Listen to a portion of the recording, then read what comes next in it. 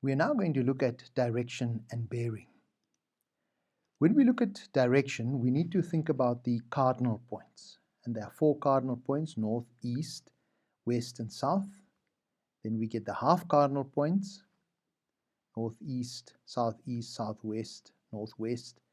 And then further we get the sub-cardinal points: north, northeast, east, northeast, south, southeast, west, southwest, and so forth. So in total, there are 16 compass points, and we can read direction in either way, clockwise or anti-clockwise. So we read the direction starting from a given point, and we say this is the direction from this point to that point. Now let's look at a graphic example of this. So there we have the cardinal points, and let's now give direction. So we're starting off at point A, and let's give the direction from A to B. So what would the direction from A to B be? It will be east of northeast. The direction of A to C would be south of southeast.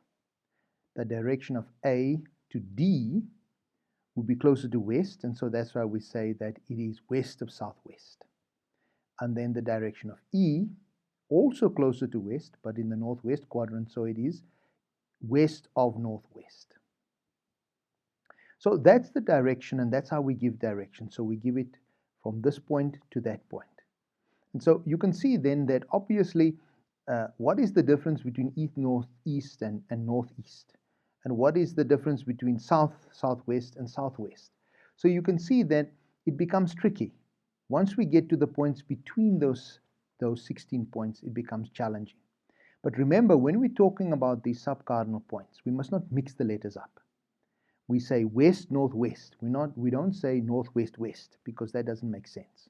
And so it's either closer to west, that's why it's west of northwest, or it's closer to east, that's why it's east of southeast. And so that's how we give the reference.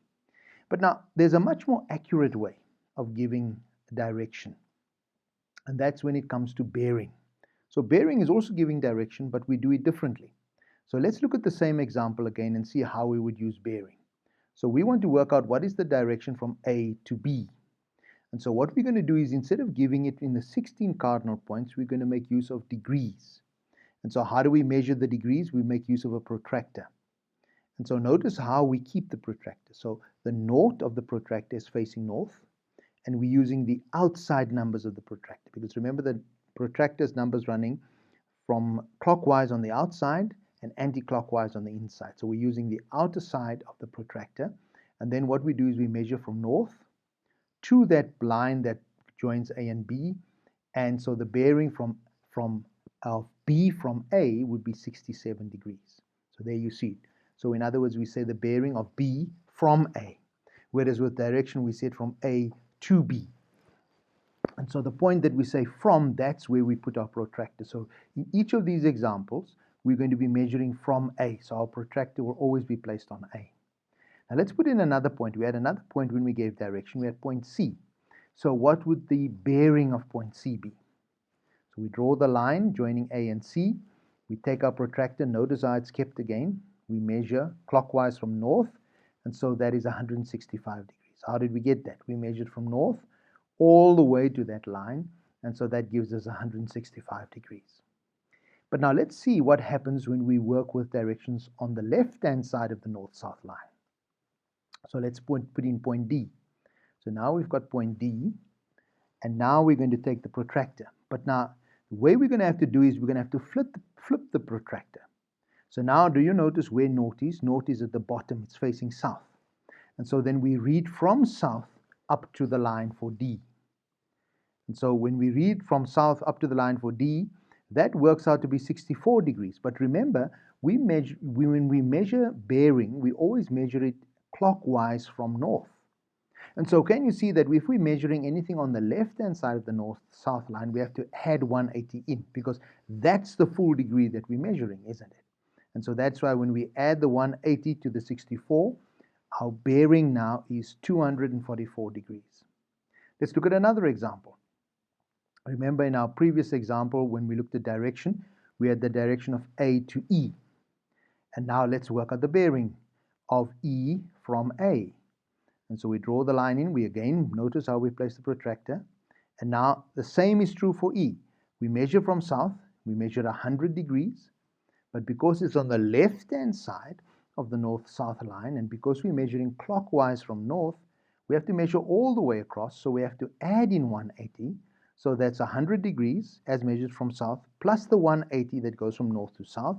And that gives us a total of 280 degrees. So can you see our bearing is much more accurate because 280 degrees is 280 degrees. And notice we don't say 280 degrees west or 280 degrees south. The degrees are the degrees, and we measure a total of 360 degrees, and that gives us an accurate bearing. It gives us an accurate direction. And so that is why bearing is much more absolute than the relative direction of the 16 cardinal points. The next thing we want to look at now is updating magnetic declination.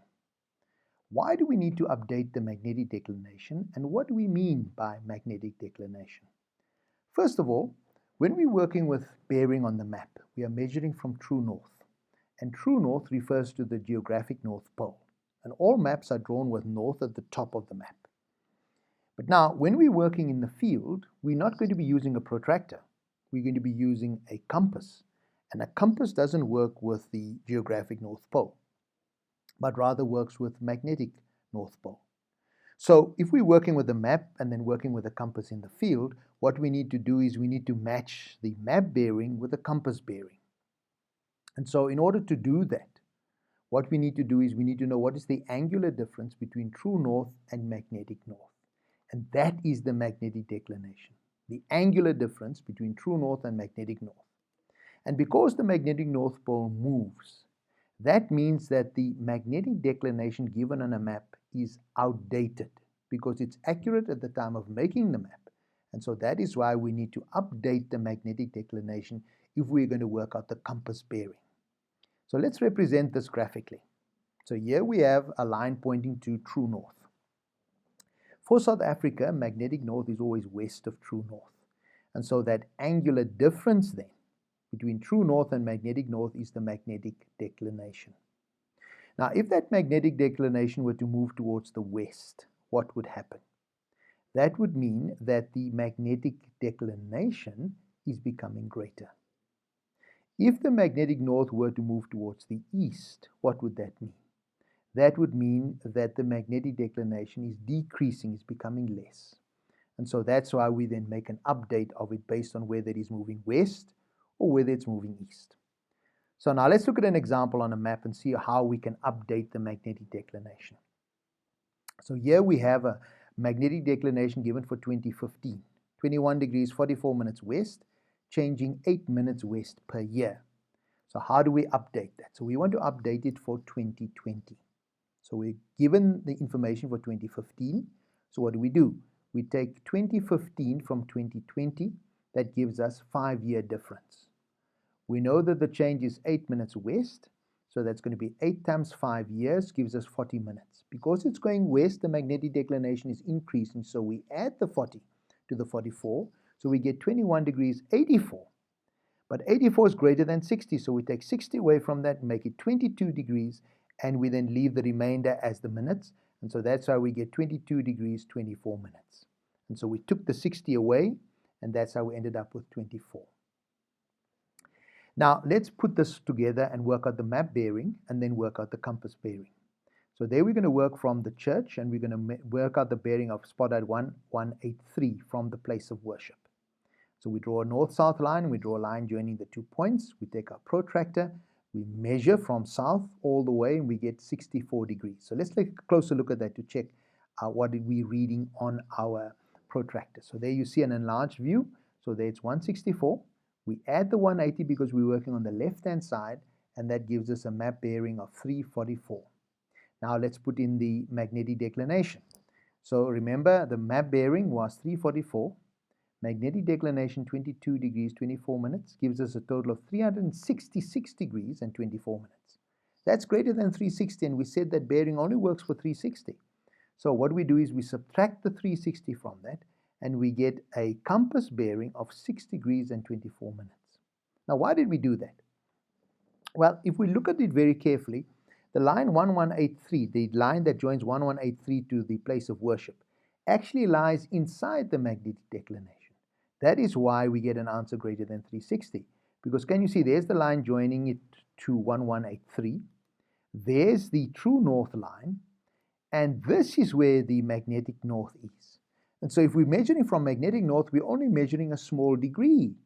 Whereas when we're measuring map bearing, we're measuring the whole degree all the way across to that line that joins up with 1183.